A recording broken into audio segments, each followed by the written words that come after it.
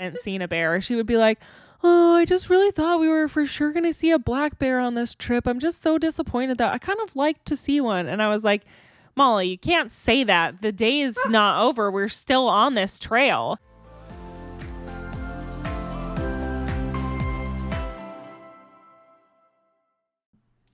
Hi, I'm Carrie. And I'm Molly. And you're listening to the Two Sisters on Adventures podcast. Happy 2025, you guys. As always, you can follow us on Facebook or Instagram if you want to see any pictures of videos of the things that we talk about today.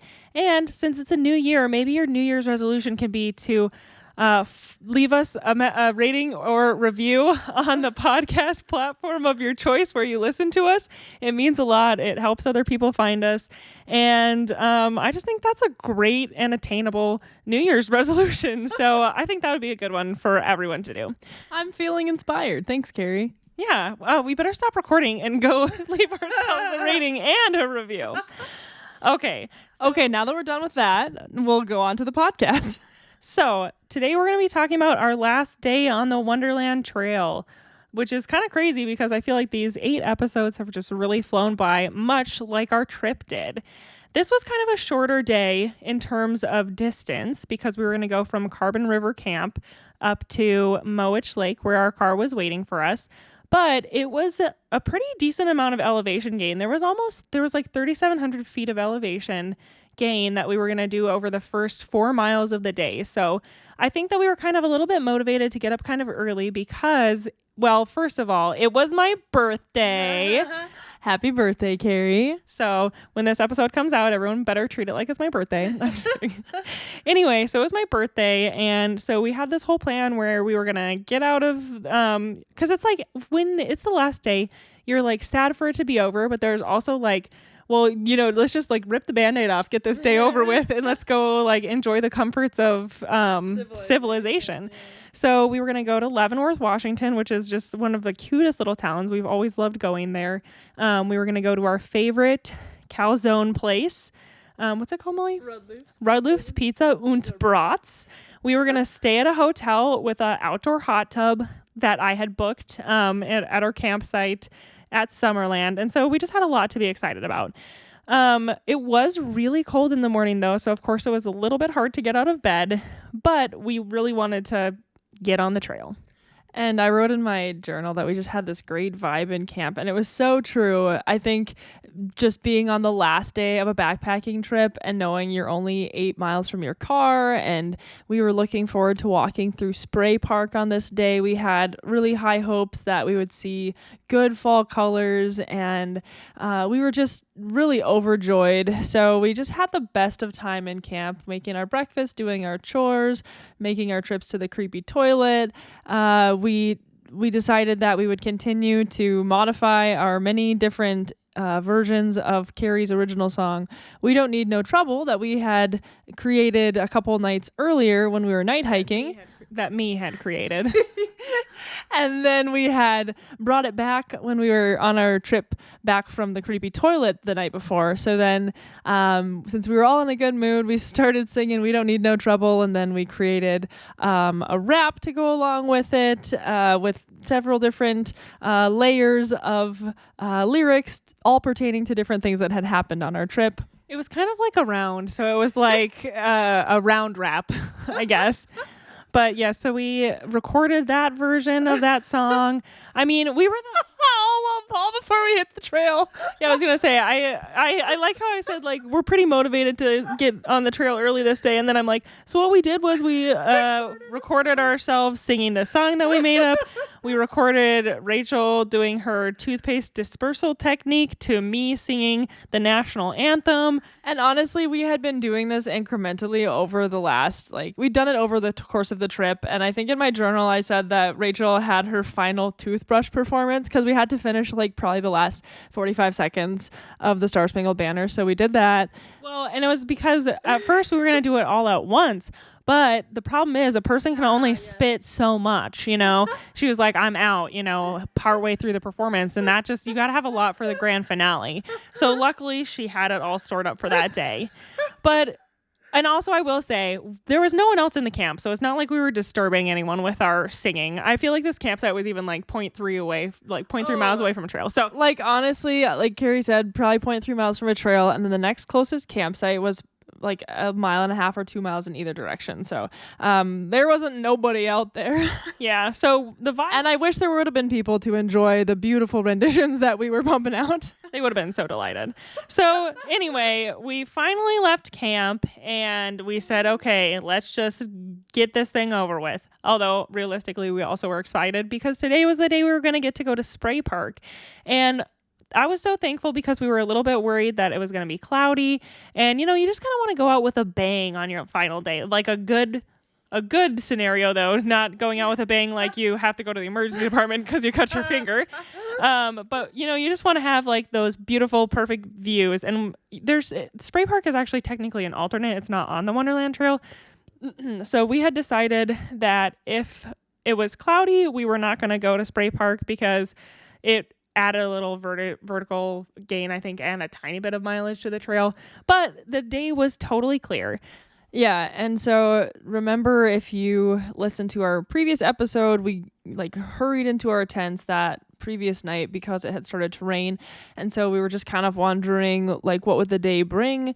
I think that there was a chance that we were thinking that the clouds would just stay low and that there'd be precipitation, and here it literally was just a bluebird day, like beautiful sun. We were like in a valley, so we were like a little bit shaded, and had a lot of tree cover, but we could tell that the day actually was like very nice, hardly any clouds. And then as we started to actually climb out of our camp, we really could understand that we were about to be in for a real treat, heading up to Spray Park in a beautiful bluebird day on the 2nd of October in the Mount Rainier National Park. And we were in for a real treat because as we headed up, Molly found herself a very nice beanie, which even though it was my birthday, she did not give to me. So we were hiking along, and honestly, I don't remember who was in the lead. Probably you, Carrie. Just setting the most amazing pace. When we looked at our GPS track after the fact, we had 3,700 feet of ascent over about 4.5 miles. So that pans out to a pretty decent average ascent. And we just kept a really methodical pace. It felt really good. So I think our first like mini rest break and snack break was by the Cataract Valley camp. And so we stopped because it turned out that one of our neighbors was actually having a cataract surgery that day. And we were like, what are the odds that on the day of her cataract surgery, we are at Cataract Valley? So we did take a picture with the sign to text to her. And then sitting on that sign, there was a Carhartt hat. And I just had this thought that if somebody had left it there, I just didn't feel like they were going to come back to get it. So especially, it's like one of those things when it's almost winter and you're like, okay, a hat that's left out all winter. I mean, it just, at a certain point, it just doesn't make sense to leave it there anymore. So I did snag it, and Carrie maybe slightly hinted that it was her birthday, and I just put it in my backpack. And I think back to when Carrie and I did our trip in the Glacier Peak Wilderness, one of our very formative backpacking experiences. We were there in the end of August, and there was like all this stuff at the campsite that people must have found and like sat out, and there was like a trowel and like a shirt and all these things. And honestly, we didn't take any of them because we're like, well, what if someone like needs them? And then like in hindsight, we were like, why didn't we just actually pack that out? Because it was just gonna sit there for the rest of the summer, and if we're unlucky, it might have just stayed there all winter long too. So I don't know. Yeah. Also, we could have had a trowel, and this was back when we had our garden trowel that we brought with us. So that would have been a real win-win situation. But so it was a golden day for Molly.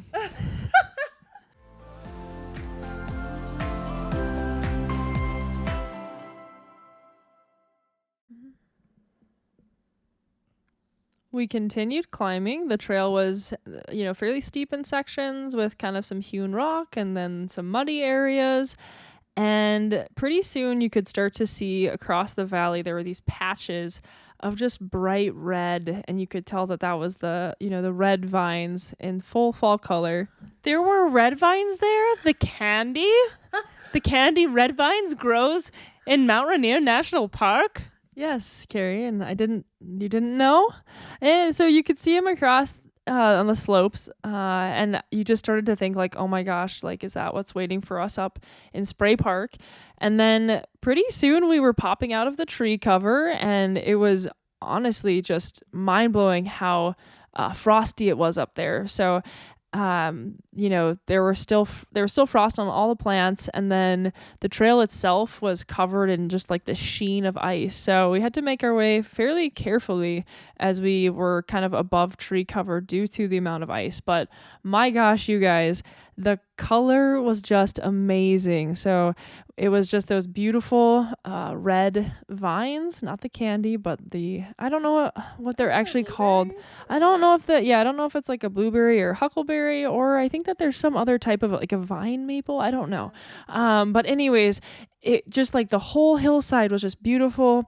You could see just like the different tarns and features that are caused by when glaciers are doing their work. And there were like some really good hanging valleys too. Yeah. Those were really cool as well, where like the glacier receded really rapidly and then slowed, and so there's like this U-shaped valley that's pretty deep, and then just this kind of little shelf basically that's higher up where the glacier didn't like recede as rapidly. So I feel like there was like a series of like 3 of those shelves that we like kept going up, and we would look back and we were just like, wow, the terrain is so beautiful. And there's a waterfall. And there was like a waterfall and stuff too. Like it was really pretty.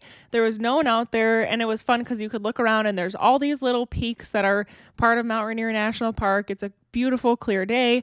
We hadn't seen Mount Rainier yet, I don't think, right? Yeah, no, we hadn't. And we also hadn't seen another person.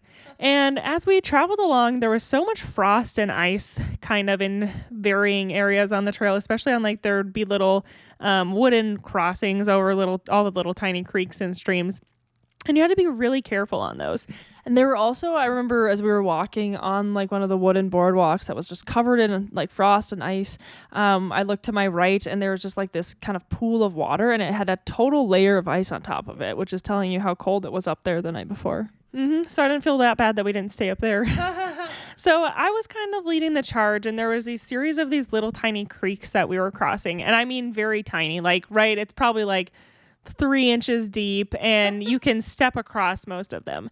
But we got to this, so we'd crossed like one creek, the next little creek or stream or whatever you want to call it, and then we got to this third one, and it was a little bit wider than you could just step across, and there was this rock perfectly placed in the middle. And I remember I kind of hit it with my pole because I thought, what if it's icy? But I thought it was fine. And so I thought, okay, I'm just going to place my foot really carefully. And of course I placed my foot super carefully. And as soon as I put my weight on it, boom, I'm just like in the stream.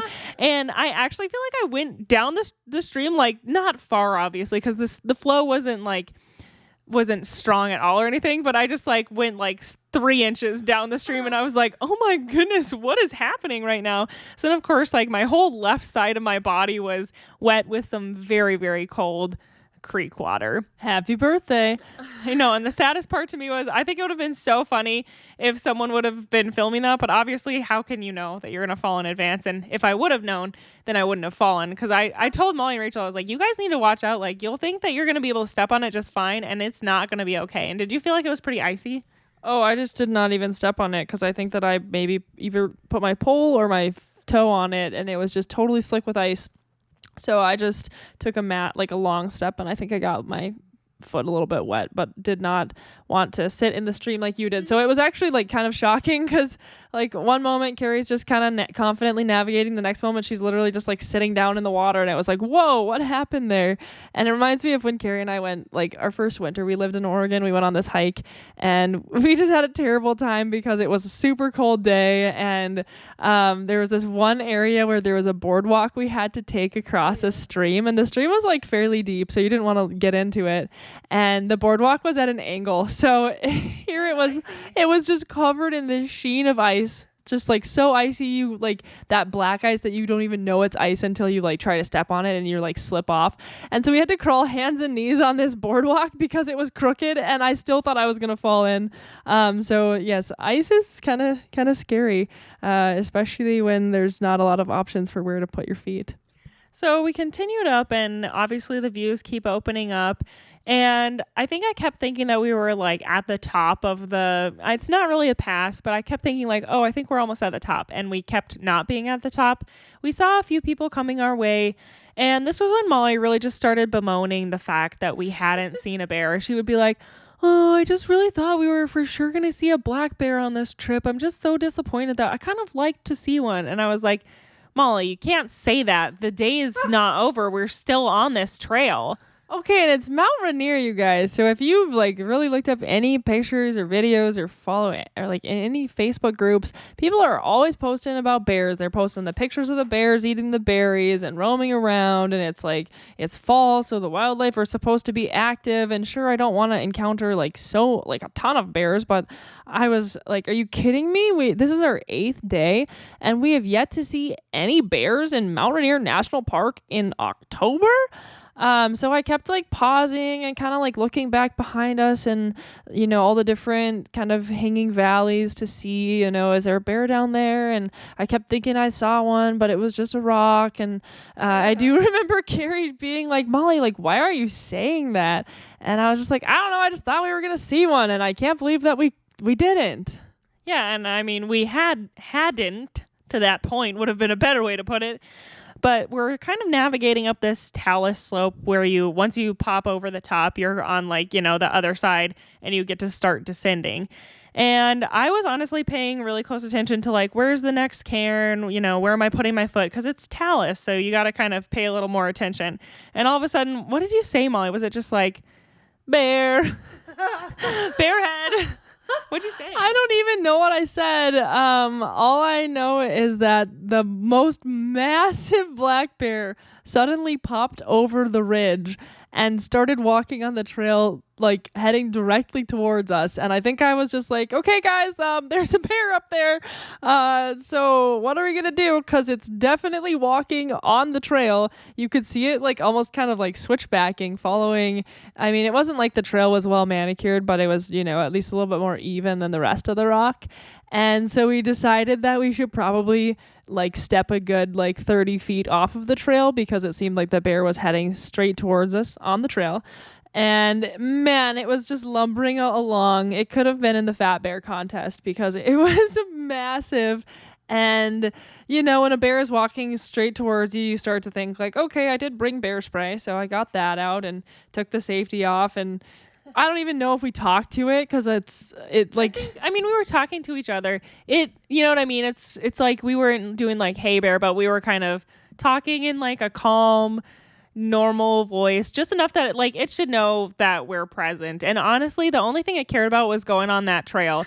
I truly think if we would have stayed on the trail, probably we would have had some sort of a bear. It would have been I'm going to walk through you because I'm on the trail. And as it's getting closer and closer, I'm like, well, shoot, why didn't I just feel happy the way things were? Why did I have to wish to see this bear? Because what if it kills us all? A little dramatic. Just a little. You brought this on us. And so as Carrie said, it was just very much determined to be on the trail. And so the next thing we knew, it was walking past us on the trail. We were about 30 feet off the trail. And its cute little bear booty. Oh man, its little booty was just wobbling and its teeny tiny little tail in relation to his big fat butt. And it just kept going. And it always surprises me. This bear was not running. It was walking, just kind of walking along, ambling. And it just always surprises me how much ground a bear can cover. I swear within a minute, it was so small that you could barely even it would barely show up on a picture that you took. It's just a tiny dot. And then at this point I said, Carrie, I don't know how to put the safety back on my bear spray. Yeah, we spent a long time putting the safety back on the bear spray. I feel like I've seen multiple stories this year of people who got sprayed either in the eye or just somewhere on their body with bear spray on accident. And apparently it's just the worst feeling ever. One of the people said they had to take their clothes off and get in the river and just lay in it because it was such an intense pain. And so I was like, I feel like we really cannot go on without putting the safety back on. So we spent a while figuring that out, and then we got the safety back on. And then pretty soon after that, we continued hiking and we popped over the ridge. I was glad that we met the bear at the point that we did, though, because it's a blind ridge, really. You can't see anything on the other side. And, well, I'm sure it would have been just fine because, again, all the bear cared about was, like, me stay on trail. But, I mean, it was such a better situation. And it was just funny because I was so busy looking at the trail. I'm like, man, I probably would have just, like, walked right into that bear and been like, oh, my goodness, where'd you come from, buddy? Let me scoot right past you there. Yeah, excuse me.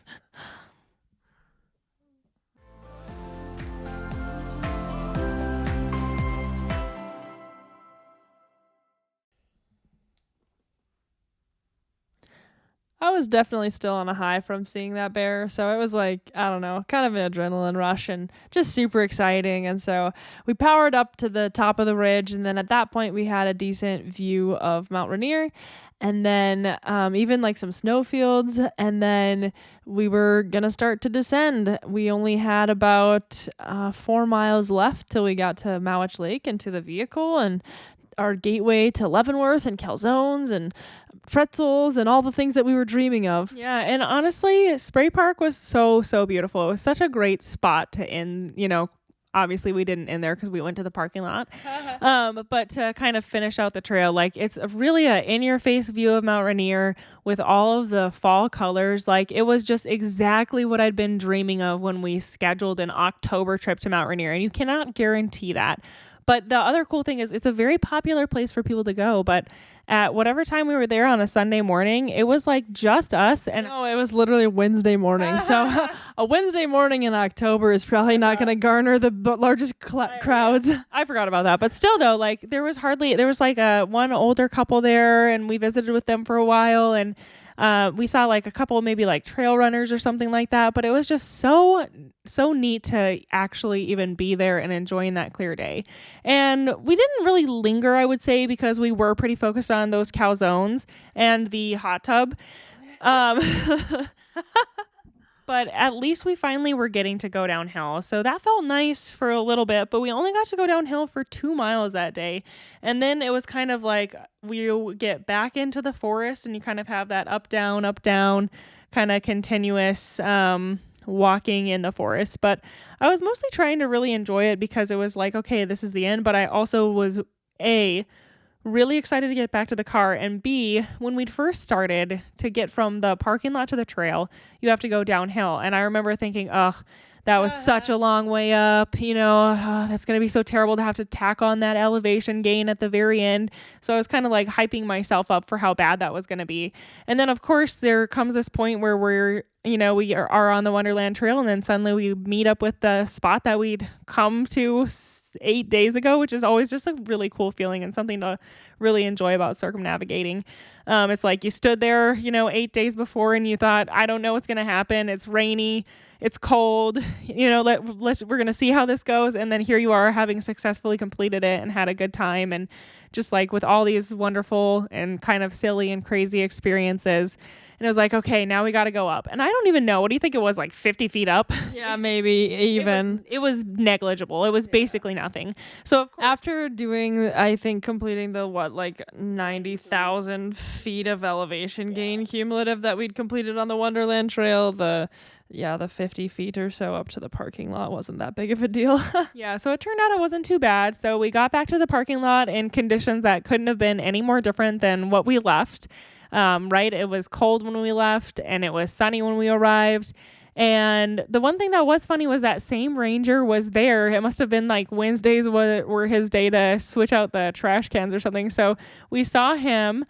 And then we were so excited. We're heading back to our cars. And as I started to open the back door of my car, I noticed that my paper towels were looking a little torn up. And I thought, there was like a piece of my head that I thought, oh my goodness, it kind of reminds me of, remember, we're experienced with mice. We've had mice in our packs for days now. I thought that kind of looks like mice, but I thought, nope, it's not mice. I've never had a mouse in my car before, and we've done so many backpacking trips. And, I'd had the paper towels roll out and land in a puddle. So I thought, okay, maybe they just got a little bit weird. And then we start seeing the mouse turds. And then Molly opens a different door of the car. And you guys, those mice had gone absolutely gangbusters inside of my car. They had pooped like 50 times on the center console. They'd pooped all over every single seat. I'd had a little box of Lucky Charms. They had ripped it open, tipped it over, strewn the Lucky Charms around. I'm like, guys, are you not going to even eat them? Like, the disrespect. Can't you? Like, if you know what? If they had just eaten them all and then that was why there was so much poop in there, like, that's one thing. But it's a totally different thing when you have the mess of the Lucky Charms and the mess of the mouse poop and there's no vacuum. So we spent like the next, I don't know, hour hand cleaning our vehicles. Rachel's car had some mice get in it, but I don't think she had it quite as bad because she hadn't also done like a cross-country road trip to get there. So we had like all these little snacks and stuff. Yeah, those mice honestly had a great time on our car. And it felt so sad. But then we looked in the windows of the cars around us. And I guess, I don't know if it's year round. I'm obviously not from, like, I haven't done a ton of hiking at Mount Rainier other than the 90 miles on the Wonderland Trail. But like all the cars around us that had been there probably more than one night had the same mouse thing. So in my mind, I like envisioned this little club of mice. Like they see you pull up and they're like, hoo, hoo, hoo, do you think they're going to remain in the parking lot overnight? And then like when you do, they're like, let's get in the car. And they get in the car and they're like, oh, it's so amazing in here. It's so amazing in here. And they just like have a party. And poop's just like flying around. There's like disco. They're like, oh my goodness, I gotta rip open this box of Lucky Charms. And then like they're just bored with it and they just get back out because they definitely got out. They never, like, we had mouse traps and everything after that in my car. And then they just we never caught anything. Yeah, and then they just go to the next car and they're like, woohoo, we're gonna have the same party in this car. Which I'll clarify, we put the mouse traps in after the fact. They were not in there when the car was parked overnight. To be honest, I keep thinking, is it worse to clean up that horrifying mess, or would it be worse to clean up that horrifying mess and have the dead body of a mouse also in your car? I don't know, because hard to say. I genuinely believe that like 20 or 30 mice were in my car doing that. I do not think there's any way that it was just one. And so I feel like it probably would have been like a couple dead mice, but then also the same destruction. So that honestly really put a damper on like my fun. It's my birthday and we're going to be going to Leavenworth. Yay. It was so discouraging because I think we'd finished the trail at like 2 p.m. Yeah. So we were going to have time to like get to Leavenworth and like check into our hotel and like take some showers and then go out to eat. And now we literally spent like an hour. Like once again, Carrie had, like Clorox wipes in her car, so we were like individually picking turds up with those and like sponsor me, Clorox. Putting like just like all shredded everything, shredded Kleenex, shredded paper towel, shredded freaking Lucky Charms, and also like Carrie loves her sweet tarts, so like all the sweet tarts are shredded. It's like I have like, but they didn't eat any of the stuff, just the packaging. I really enjoy sweet tarts, so I keep a bag of them under my seat when I drive, so that I can just pull them out and I can eat a sweet tart whenever if I'm getting tired or bored while I'm driving. And I like to eat the Easter edition because I like the shapes. I like to eat the bunnies and the ducks and the chicks or whatever. It's chicks, ducks, and bunnies version. And they're very competitive. It's hard to get. They only sell them at certain places. And, of course, they went into my bag of that. Didn't eat any, but they went inside of it, so I couldn't eat it anymore. I don't know what the point of that story was, but I just wanted you to know I really like the sweet tarts. So it was funny, though, because that ranger like pulled up and we have all our stuff, of course, is sitting on the ground because we're trying to trying to put some of our trash in one bag and just trying to do everything. And he's like, oh. And this is the ranger. So, of course, we started on a Wednesday the last week and now it's a Wednesday. So 8 days later. And it's literally the same ranger, the one that had like waved at us and been like, did you get a parking pass? He's like in the parking lot because it's a week later.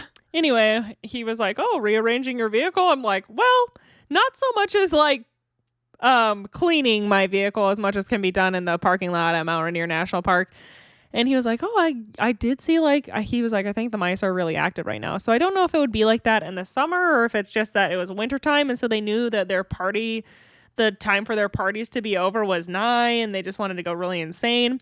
But we did also, there were some guys that were like loading up their backpacks, and I went over and I just told them, like, if I were you, I would not leave any food in your car, because there are like the mice just went insane in our car and all the cars around us. And they were like, oh, wow, thank you so much for telling us that, because they were going to do a 1 night there and then they were going to do a 2 night somewhere else. And so they were going to leave all of their food for their next 2 night backpacking trip in their car. And they also had some like takeout boxes and stuff. And I was just like, oh, you're in for a world of pain. But so we've gotten our car all cleaned up and we're like, okay, this like whole thing is over. It was very fun, kind of soured at the end, but yay, we're ready to go. And Rachel like gets in her car and pushes the button to start it, and nothing. And so then of course we have to enter a whole new phase of troubleshooting, because now it's like 4 p.m. It's getting a little bit cold. None of us had lunch because of course we're like, oh, we're just going to go have lunch at Leavenworth. And now, you know, I think we'd gotten to be in the shade of the mountain too or something like that. And so it's like getting very chilly, and I'm like swapping out her car key battery with my car key battery to see if it's her car key battery. And so eventually we ended up having to jump her car. And so that was like a whole entire thing. But we were just so happy when her car actually did start after we jumped it, that it honestly just, I feel like it even kind of fixed some of the sorrow from the whole mice poop thing, because it was like, ending it with a win. well, it was like, you know what would be worse? The mice pooped in your car and now you're stuck here. And also it always feels satisfying when you know how to jump somebody's car, because you can read instructions and follow them. So that was kind of the very end of our time at Mount Rainier National Park for the Wonderland Trail. We were able to go to Leavenworth. I was able to get my free Starbucks drink because it was my birthday. I don't know if you knew that. We went to Taco Bell, which is, of course, a very classic post-backpacking trip meal. We got our calzone. We got our hot tub time. And our pretzel with beer cheese dip. And overall, it ended up just being a really good day. And we were just so grateful to have been able to have this experience, because, again, this is a competitive permit, one we've wanted to do for years. And being able to finish this journey with our friend Rachel just was such a wonderful, satisfying feeling. And also the 20 to 30 mice that ransacked your vehicle. And so final stats, I believe we were just shy of 98 miles. My Strava tracked it at 27,999 feet of elevation. So I'm just going to say 28,000. And about 39 hours of moving time on Strava. But, I mean, that's a trip for the ages. I mean, looking back at the pictures and videos, I can't believe that it was real. It was so beautiful. And we were just beyond thrilled that we actually had a weather window that worked, and that the sole rainy day at the beginning didn't dampen our spirits too much, that we popped right back and just really had an amazing trip around the Wonderland Trail. So would certainly recommend it to anyone who has a hankering to explore the Rainier National Park. And I would recommend that you drive your sister's car to the trailhead.